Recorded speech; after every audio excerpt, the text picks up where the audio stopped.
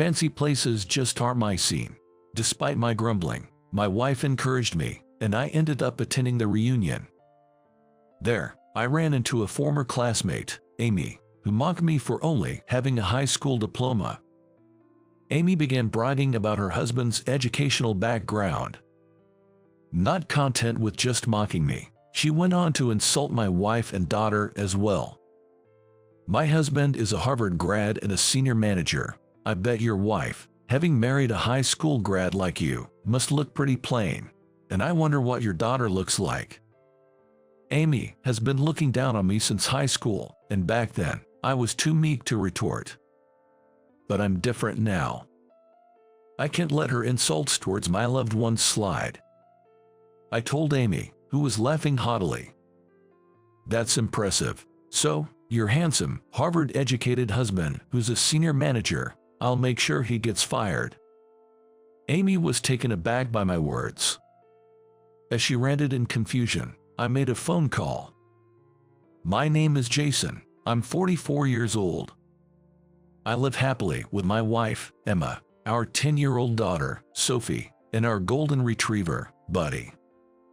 Our home is always filled with laughter, and after 14 years of marriage to Emma, we've never really fought.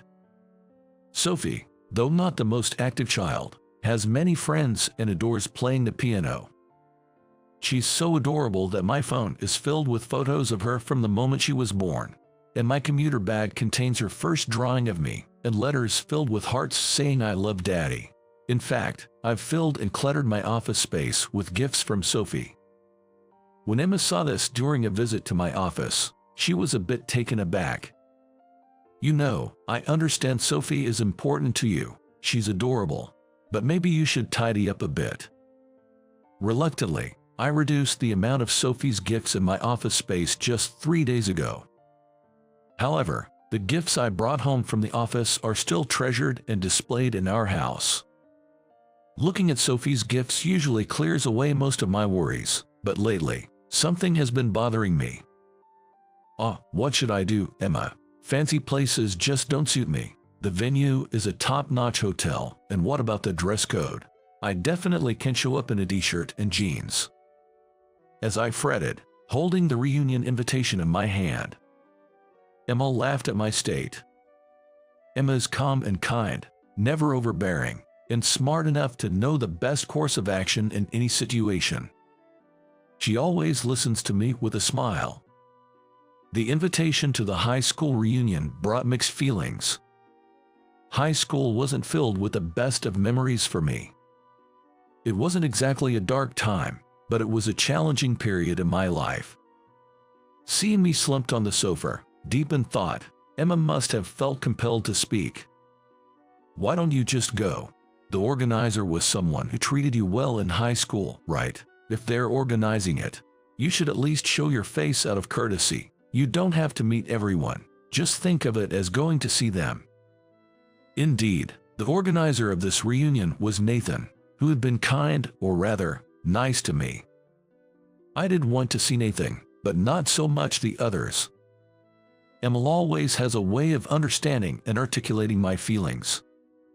Her advice often brings clarity, and I'm grateful for it. You're right. It's the thought of having to meet everyone that's holding me back. Yeah, if I think of it as just going to see Nathan, it starts to sound more appealing. Yeah, I think I'll go. Thanks to Emma, I began to feel more upbeat. I marked will attend on the reunion invitation. Now, all that's left is to send it official. Emma, could you do me a favor? Could you help me pick out an outfit for the reunion? I'm fine with whatever I have. Of course. Why don't we go shopping for some new clothes? You're very handsome, so you should wear something that gives you more confidence. You're the only one who says things like that to me. I'm really glad I married you, Emma. Thank you for always being there for me. There you go again. Well, let's buy something that'll make you think, am I really this cool? I'm starting to get excited. Let's go right away. It seems our daughter Sophie overheard this exchange as she came out of her room. I could hear the pitter-patter of her little feet running towards us. Dad, Mom, are you going out somewhere? I want to come too. Sophie loves clothes too. and she already has her favorite brands. I don't quite get it, but Emma and Sophie enjoy looking for teen magazines together.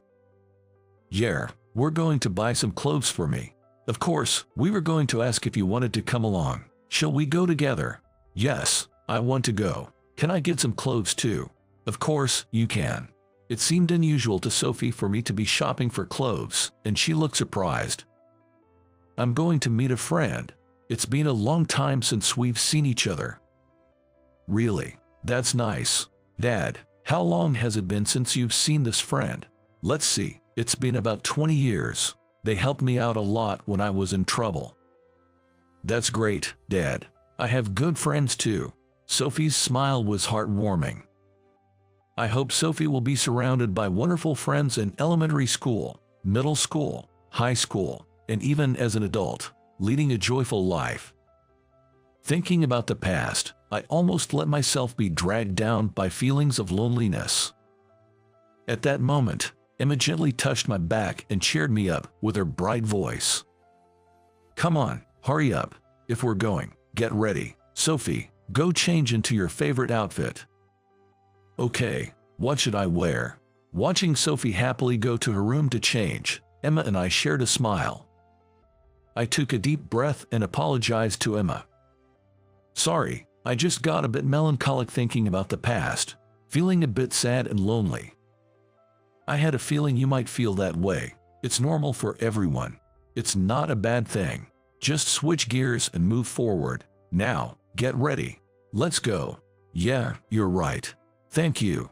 I smiled at Emma's positive words. Then, the three of us went to the department store, and Emma helped me pick out clothes. Even though I'm not familiar with brands, we ended up buying a suit for the reunion from a well-known luxury brand. We also bought clothes from Sophie's favorite brand. Afterward, we had dinner at a restaurant and then headed home. Spending time with my family on weekends is priceless to me. Days flew by, and finally, the day of the reunion arrived. I wonder if everything looks okay. Dressed in the suit I bought for the reunion, I asked Emma for her opinion. You look great. Really handsome. Wow, you look so cool. Amazing. I was a bit embarrassed by their compliments. Really? Thanks. Guess I'll be heading out then. Take care. Dad, have a good time. See you later. With Emma and Sophie seeing me off, I drove to the reunion venue. The reunion was held at a luxurious hotel, with an opulent entrance. Knowing that fancy places aren't really my thing, I felt a bit intimidated by the atmosphere and almost slouched. But then I remembered Emma always reminding me about my posture, so I straightened up with determination. I headed towards the grand hall of the venue after checking in at the reception. Upon entering, I saw a few familiar faces, but I scanned the room looking for Nathan. That's when I locked eyes with a woman. Unpleasant memories flooded back, and I almost turned on my heel to leave, but it was too late. Oh, isn't that Jason? You came to the reunion. Her loud voice made me give up on escaping and turned back towards her. Amy. Yeah, I received an invitation from Nathan, so I gratefully accepted and came. Really? But I'm surprised you came. You only graduated high school, right? I wondered what my educational background had to do with this reunion, but since I was asked, I felt compelled to answer. Well, yeah, but... Wow, really? I knew it. You're just a high school grad. I graduated from college before getting married. Actually, my husband is a Harvard grad. A real elite. Emphasizing Harvard University. Amy raised her voice even louder. Whispers of Harvard. That's impressive could be heard. Amy seemed quite pleased with the stirring she caused. I thought to myself that her husband's Harvard degree was his achievement, not hers, but decided it was best to keep that to myself. I chose to respond like an adult, reading the room. That's impressive. A Harvard degree is a prestigious credential. I intended my comment to be genuine, but Amy seemed unsatisfied. She seemed looking slightly annoyed. For someone like you, a high school grad, to call it prestigious. It just sounds like sour grapes to me. Laughter from the crowd reached my ears, and I glanced around to see it. It was coming from the same people who used to join Amy in mocking me back in high school. Nothing's changed, huh? I muttered quietly, so no one else could hear. The sense of alienation was somewhat palpable. This indescribable feeling brought back memories of my high school days. I had come to see Nathan, but now I was considering leaving. Despite being sent off with smiles from Emma and Sophie, and looking forward to seeing Nathan. Maybe it was best to leave without finding him. Just as I was about to leave, my savior appeared. Really, you hadn't changed at all, still mean-spirited and full of pride, with nothing upstairs. Stepping between me and Amy was Nathan. Nathan, I called out softly, and Nathan, turning around with a big smile. His smile, with the corners of his mouth pulled tight and wide open, was just like it used to be. "Hey, Jason, long time no see, man. You really haven't changed a bit." He patted my shoulder enthusiastically, clearly happy to see me. I was overjoyed by just that. That alone lifted my spirits, dissipating the earlier sense of unease. "Nathan, you haven't changed either. It's great to see you." Just as Nathan and I were enjoying our reunion, a shrill voice interrupted. "What do you mean, Nathan? Mean-spirited and full of pride, with nothing upstairs? Are you talking about me? Are you seriously thinking that about me? I've always thought that, even back in high school, just never said it till now." Laughter erupted from the crowd once again. "We're 44 years old, you know. At our age, shouldn't we be past caring about educational backgrounds? As long as we're working, earning money, and living our lives, that's all that matters." The atmosphere turned more agreeable with Nathan's words. Indeed, as long as one is working, the sentiment in the air seemed to lean towards that. Nathan always had the ability to change the mood of any gathering, even in high school. Whenever Amy made a snide remark or someone else was harsh on me, Nathan would somehow appear, join the conversation, and change the atmosphere for the better. What are you talking about? The lifetime earnings of a high school grad versus a Harvard grad are totally different. Nathan skillfully deflected Amy's protest. "Well, normally you'd think so, but imagine a high school grad who starts a company and becomes its CEO. They'd probably have a higher lifetime income than most. Entrepreneurship has become pretty common, you know." He glanced back at me with a mischievous smile. Wait, is he talking about me? Suddenly, my heart started racing, and I broke out in a nervous sweat. Just as I felt my throat go dry, a waiter with a tray of drinks passed by. I quickly called him over and took a gulp of orange juice. Amy's tirade continued unabated. "Well, that may be true, but that's irrelevant to him. There's no way he could do something like that. My husband works for SHY, a publicly traded venture company, and he's one of the managers." Just then, I swallowed the orange juice the wrong way, and it went down the wrong pipe. I managed not to spit it out, but I couldn't stop coughing. Amy continued to talk about what her husband does at his company, oblivious to my condition. She was sharing insider stories her husband had heard from meeting some very famous people. As I listened to Amy's stories, I couldn't stop coughing. "What's wrong with you? That's disgusting." "Hey, you okay, Jason?" Thanks, sorry, I'm fine." I wiped my mouth with a handkerchief and caught my breath. That was close. Thought I was heading to the afterlife with that orange juice. "Can't go yet, I've got a child." Everyone around laughed at my comment. It wasn't a mocking laugh, but one that seemed to be enjoying the moment. "Jason's funny. Did you change since high school, or were you always this amusing?" "Hey, this is fun." "Nice. Has everyone finally seen Jason's charm? He's always been fun to talk to since high school. He just didn't show that side much back then." Nathan's warm hand patted my shoulder. "Your kindness is one of your best traits, but you're not just kind and meek anymore, right? Being the top of a company, you can't just be kind. Nathan winked as he revealed my profession. The whole room buzzed in surprise. How did you know? I was genuinely shocked. I usually work under a business name, and even after going public, I've declined media interviews. Fortunately, work keeps coming for referrals, so I don't attend industry mixers.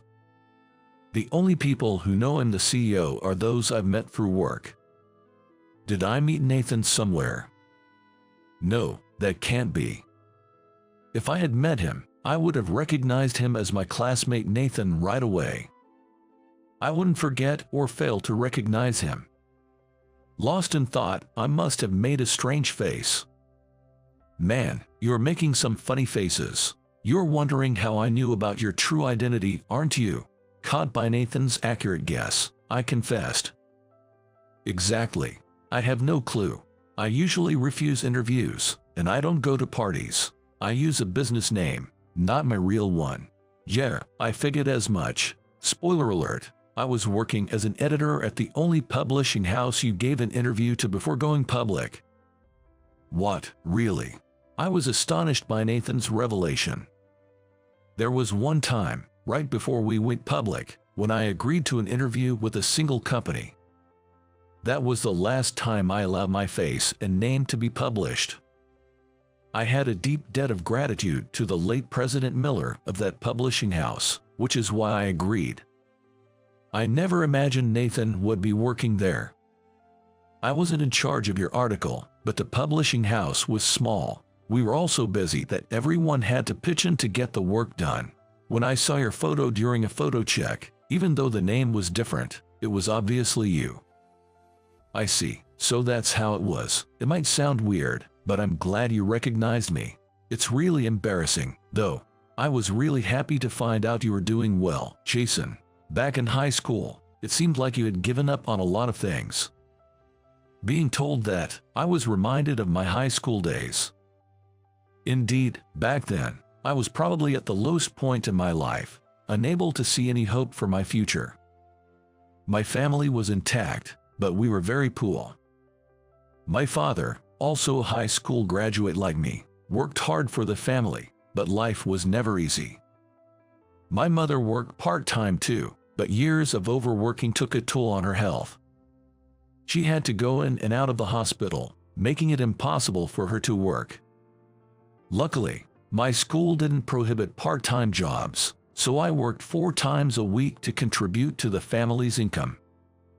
I'm really sorry, Jason. I try my best to get you into college, but it looks like I won't be able to. I truly apologize. I wanted you to go to college. My father apologized with tears in his eyes during the summer break of my senior year in high school. I thought to myself, I knew it. I had seen my parents working hard since I was little, so I understood their situation well. That's why I never blamed them.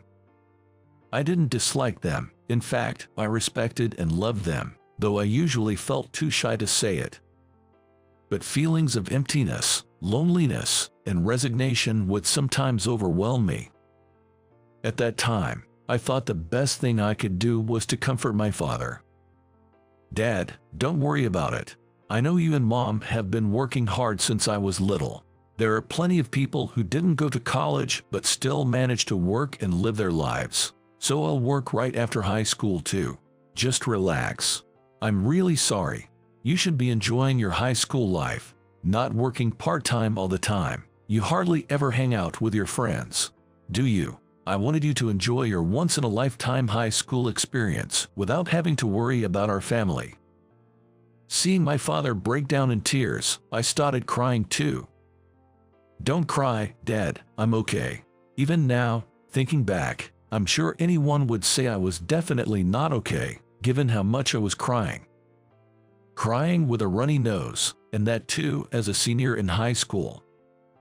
After crying for a while, I felt embarrassed and needed a change of scenery, so I told my family I was going for a walk.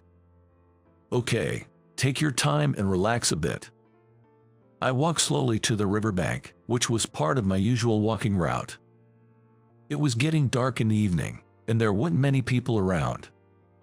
I always liked the riverbank at this time of day. It was a good time to relax and zone out while looking at the river. I wonder if one's life is really determined by their education.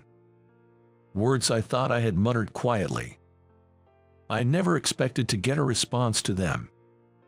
Is education really that important? I don't think so. What? Nathan, you heard that? I turned around in surprise to find Nathan there.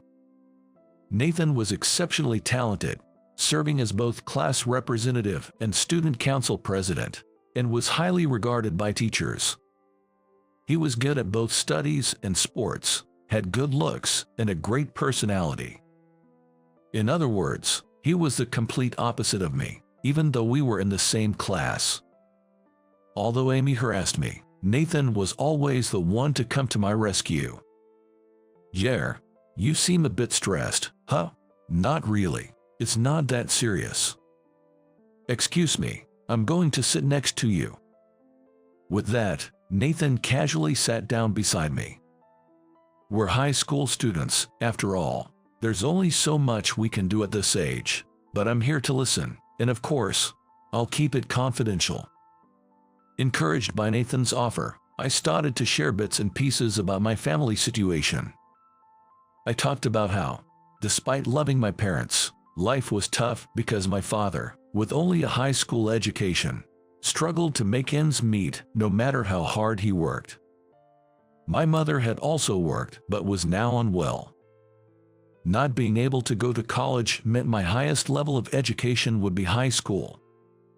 The thought of my own life ending up impoverished left me with an indescribable feeling.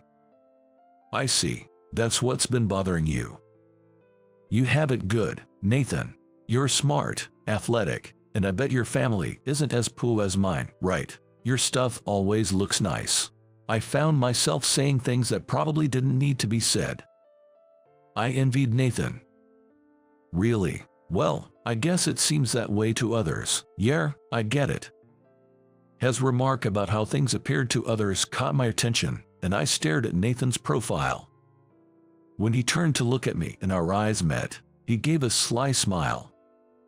"That's a secret between us. My family is pretty much a mess. My parents have been at odds for years, each having their own affairs. My dad even has a kid outside. They only fight when they see each other at home. We had a live-in maid, so I was raised well enough, I guess." I was shocked by Nathan's casual way of revealing such personal troubles while laughing it off as if it were nothing.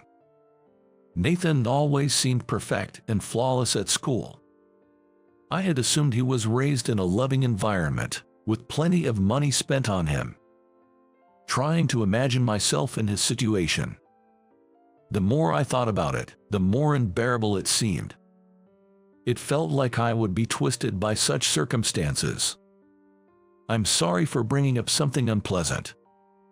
I sincerely apologized to Nathan. "I haven't told anyone before. Somehow, I felt like it was okay to tell you. You know, as kids, we have our pride. I guess I wanted to be seen as a happy kid by others." "Yeah, I get that. I hadn't told anyone either. What's up with this pride, anyway?"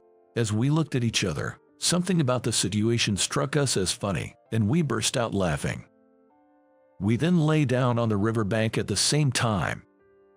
Maybe it's because there's so much we can change, but isn't there still room to enjoy ourselves? Enjoy ourselves. Yeah, even if we don't have money or our families are falling apart, we can still find enjoyment, right? I guess so. Enjoying ourselves. I want to do something fun. How about fireworks? Nathan's sudden suggestion took me by surprise. Fireworks, like, right now. Yeah, let's do it. Yeah, let's go for it. After that, Nathan and I went to buy fireworks together. I had said I was just going for a walk, so if I didn't return home by night, my dad would worry. I called home from a payphone to let him know I was with a friend and we were going to play with fireworks. "All right, have fun. Just be careful on your way back." I was happy he said that. We couldn't afford much since it was so sudden and we didn't have much money. We bought a set of fireworks with a lot of pieces and a lighter, then returned to the riverbank to set them off. Wow, look at the colors, isn't it amazing, Jason? Yeah, really. Mine changed colors midway. We excitedly enjoyed the fireworks. We're chasing each other with sparklers and swinging them around. We laughed and ran around until we were tired.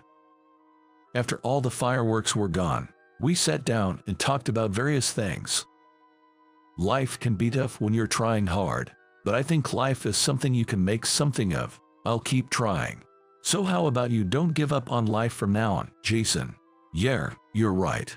Life is something we can make something of. The more we grow up, the more we can handle. Exactly. Let's think that way. It's infuriating to think that life is determined by circumstances. That really gets on my nerves. I don't want to lose. Actually, I won't lose. Nice. Let's both keep trying our best. And so our day came to an end, and we parted ways. That day spent with Nathan became a truly special memory for me, fueling my life even now. I had given up on a lot of things, but because Nathan listened to me, because of the fireworks we set off, and the things we talked about then, I still remember it all. Right, the fireworks. In the interview, you wrote about the fireworks you set off with a classmate in high school, and the words they said to you as a memorable moment. Yeah, I wrote that. I think life is something we can make something of. I'll keep trying. So Jason, you should too. I've never forgotten those words from a classmate. When I read that part, I cried, manual right in front of everyone. Is that so? It must have surprised everyone around you.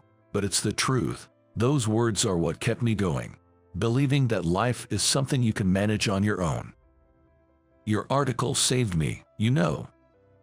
What? Despite giving you all that advice, my life was a mess at the time. Everything I did backfired, and I was so overwhelmed I thought about running away. I was mentally cornered. I had no idea, but when I thought about how you took our conversation to heart and worked so hard, I felt I had to do the same. I was the one who said life is something you can manage on your own, so running away would be incredibly lame, right? That thought helped me keep going. Thanks, Jason. When Nathan said that, I felt like I was going to cry. I owe it to you, Nathan, for getting this far. There were a lot of challenges from starting my business until it took off. Well, there are still challenges now, but I can keep going, thanks to you. Man, this is kind of embarrassing. No, really, it's true. We laughed and let go of the tension. I'm glad I came here. That's when I truly felt grateful. Amy started ranting again, having been ignored until now. What's this? Your youth drama nobody asked for. In the end, you're just a high school grad. Even if you claim to be a top executive, your husband's company is nothing compared to my husband's. Your husband must be wonderful. If you chose him, he must be handsome. As I said this, Amy snorted and started fiddling with her phone.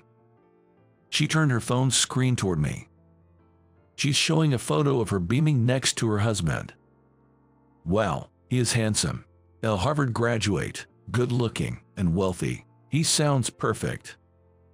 Right, you said you're married, right? Your wife must be plain and unremarkable, just like you. How lame. I wonder what your children look like. If it were my husband and me, our children would be adorable, whether a boy or a girl. Amy had crossed a line for me. I'm not good at confrontation, and I can tolerate being insulted myself.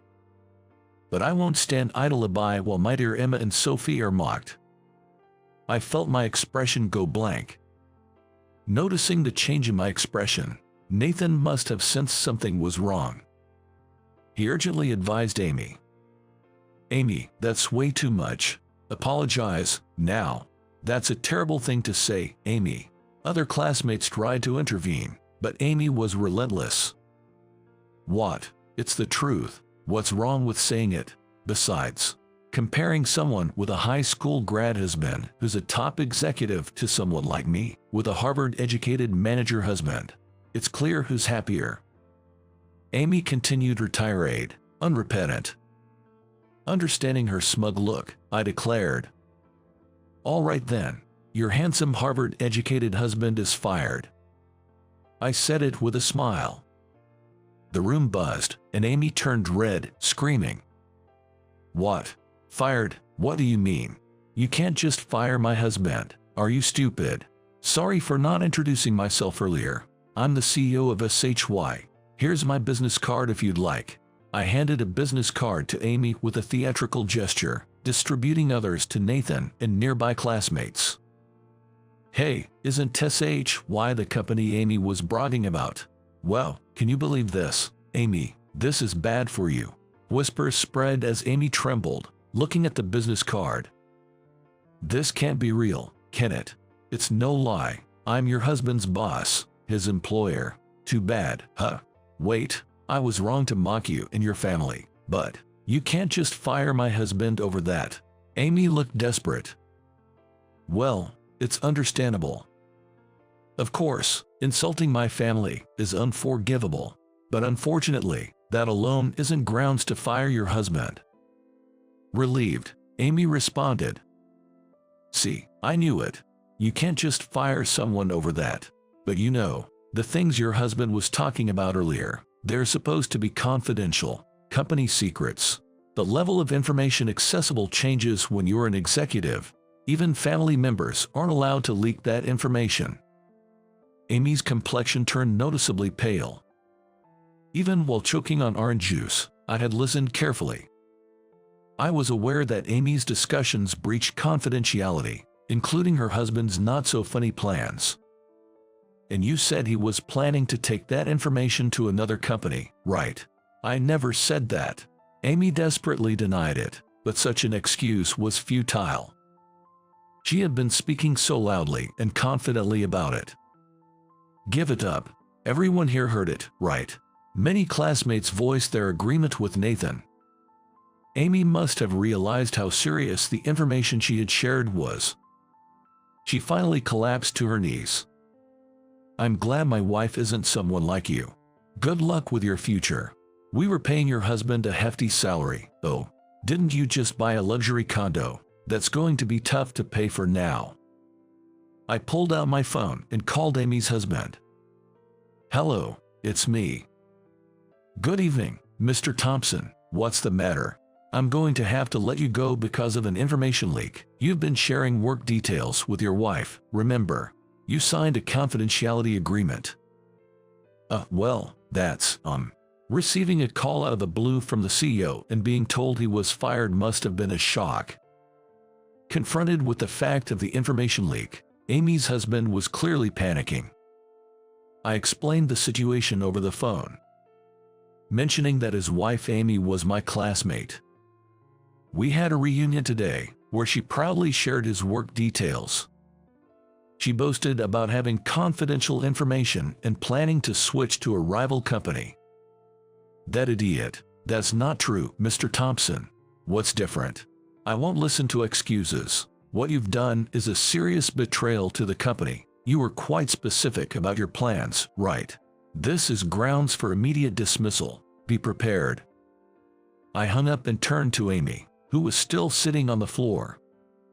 "So, your husband is fired. Thanks to you, I found out about a leak in my company's information. I need to rethink our information security."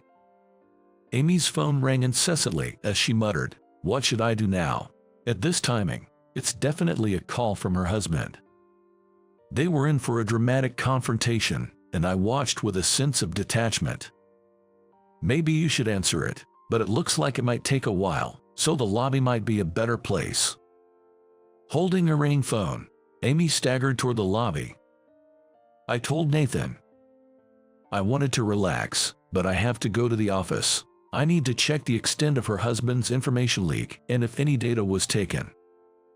"Oh, got it. You've suddenly turned back into a CEO, Jason. Looking good.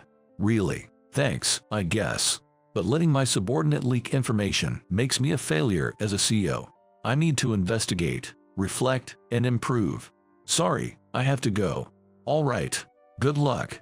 After receiving words of encouragement from my classmates, I rushed to the office. I made calls from the taxi, summoning the necessary personnel to the office immediately. Everyone was furious upon hearing about the leak. They gathered quickly to address the situation. I was grateful to have such reliable teammates. As promised, I terminated Amy's husband for disciplinary reasons. Fortunately, we discovered the leak early enough to minimize its impact. But a leak is a leak. This incident prompted a thorough review of our information security measures. It had been a busy few days, and it was the 4th day since I had been home. The sun is too bright. I can't overdo it anymore. Just then, my phone rang. It's from Emma. A smile forms on my face as I press the call button on my phone. Hello, Emma. Yeah, I'm on my way home now. Even when faced with tough or exhausting situations, I have Emma to support me. Just having Sophie there makes me smile. I'll keep doing my best to protect my loved ones. With that thought, I began walking home at a leisurely pace.